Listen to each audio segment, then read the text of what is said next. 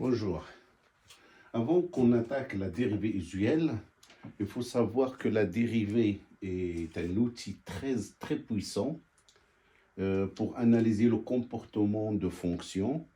C'est-à-dire, on peut étudier la variation d'une fonction avec les dérivées, on peut trouver les extrémums, on peut résoudre les problèmes de la tangente et de la courbe, et on peut faire de l'optimisation d'une fonction.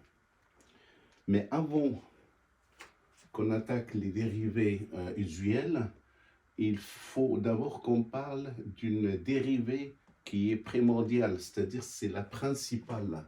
La principale, c'est laquelle? C'est x à la puissance n. Si on fait sa dérivée, est égale à n fois x à la puissance n moins 1 fois la dérivée de la fonction qui est x. Et puisque x, c'est un variable, donc est égal à 1, et donc ici, on peut se contenter de x à la puissance moins 1. Ok, parce que ça est égal à 1. Je l'ai fait exprès parce que quand on n'a pas, quand on a une fonction, il faut la dériver ici. Et on verra sur des exemples.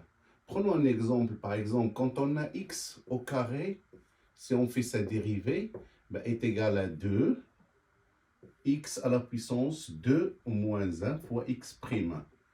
Donc ici, ça fait 2, et 2 moins 1, ça fait 1, fois dérivée de x, c'est 1, et donc ça nous donne 2x. Maintenant, le problème, il se pose ouf. Donc, d'abord, ce qu'il faut garder en mémoire, c'est cette partie-là. OK? Ça, si vous apprenez ça, vous avez appris tout le tableau de la dérivée. C'est-à-dire, quand on veut la dérivée, par exemple, de 1 sur x à la puissance n, donc ça est égal, dérivée, est égal à quoi? À x à la puissance moins n, dérivée. Pourquoi?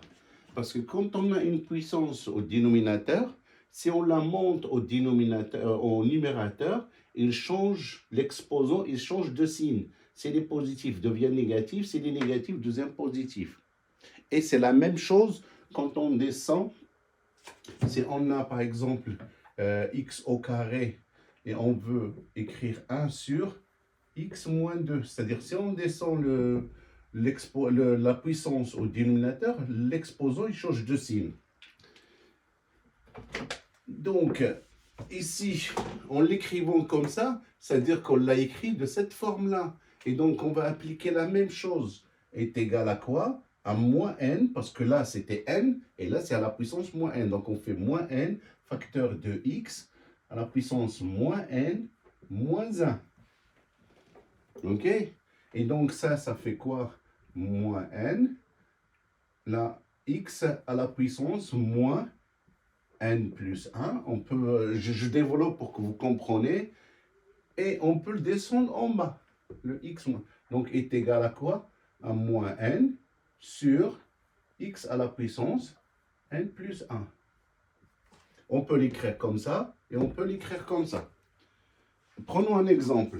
Si on a 1 sur x à la puissance 3 et on veut sa dérivée, est égal à quoi? Est égal à x à la puissance moins 3.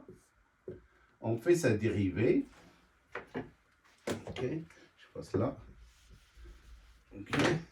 Et donc ça fait moins 3 fois x à la puissance moins 3 moins 1. Et ça est égal à quoi? Est égal à moins 3 x moins 3 moins 1, ça fait moins 4. Et je peux l'écrire moins 3 sur x à la puissance 4. Donc, à partir de celle-ci, j'ai pu trouver la dérivée de celle-ci. Maintenant, si on a par exemple, si on a par exemple racine carrée de x et on veut sa dérivée. Bon, j'ai oublié le tableau, je ne me rappelle pas, j'ai un doute. Qu'est-ce que je fais? Je fais ça est égal à quoi? La racine carrée, c'est x à la puissance 1 demi. Quand on a racine carrée de quelque chose, ça veut dire si le carré, il est là. Et si c'est racine cubique, donc ça veut dire ça, c'est à la puissance 1 demi. Si on a par exemple x, c'est x à la puissance 1 demi. Mais si on a la racine cubique de x, est égal à x à la puissance 1 tiers. Et si on a la racine nième de x, est égal à x à la puissance 1 sur n. Bon, ça c'est juste pour comprendre. Maintenant, si on veut faire la dérivée, donc c'est la dérivée de ça, j'applique ma formule. Ma formule, qu'est-ce qu'il dit? 1 sur 2, x à la puissance 1 demi, moins 1. Donc, ça est égal à quoi? 1 demi. On a 1 demi moins 1. Ça fait moins 1 demi. Et donc, moins 1 demi, je la descends en bas. Ça me fait 1 sur 2 fois x à la puissance 1 demi. Et à la puissance plutôt, parce qu'on a descendu la puissance au dénominateur, l'exposant, il change de signe. C'était moins 1 demi, il devient plus 1 demi. Et donc, ça est égal à 1 sur 2. Et on sait que x à la puissance 1 demi, c'est racine carrée de x. Et on a la formule. Maintenant, ça c'est ce qui est très demandé.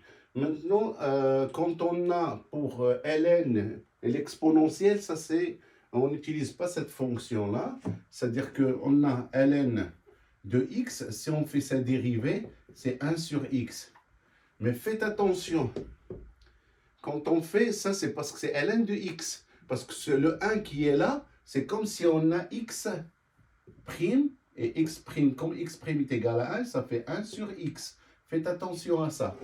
Pourquoi? Parce que imaginons qu'on a ln de x au cube. Ok? Si on a ça, donc est égal à quoi? À x au cube dérivé sur x au cube. Et donc dérivé de x au cube, c'est 3x carré sur x à la puissance 3. Je simplifie par x carré en haut et en bas parce que ça, x au cube, ça s'écrit comment?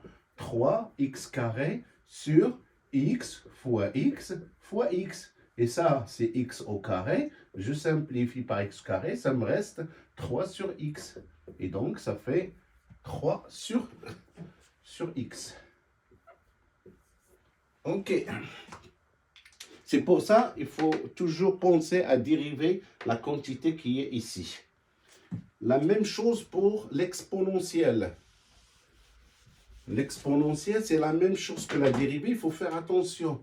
Parce que quand on a exponentielle de x, si on fait sa dérivée, c'est exponentielle de x. Mais il y avait un x'. Ce x' est égal à 1. Et donc, ça fait exponentielle de x. Pourquoi? Imaginons, on va prendre x au cube, par exemple. X au cube dérivé est égal à x au cube dérivé exponentielle de x au cube.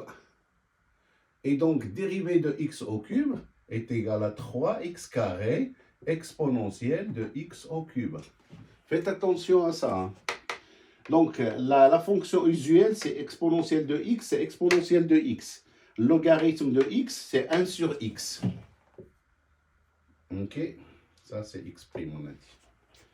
Ok, et comme ça, on a fait le tour des fonctions usuelles. Donc, on a fait celui de x à la puissance n, on a fait de 1 sur x à la puissance n, on a fait de la racine carrée de x, et on a fait de celui de logarithme et de l'exponentielle. On verra dans d'autres cours un mélange de tout ça. Merci. N'oubliez pas de s'abonner. Faites des likes, des commentaires pour que je puisse être toujours à jour avec vous et avec vos questions. Merci, à la prochaine.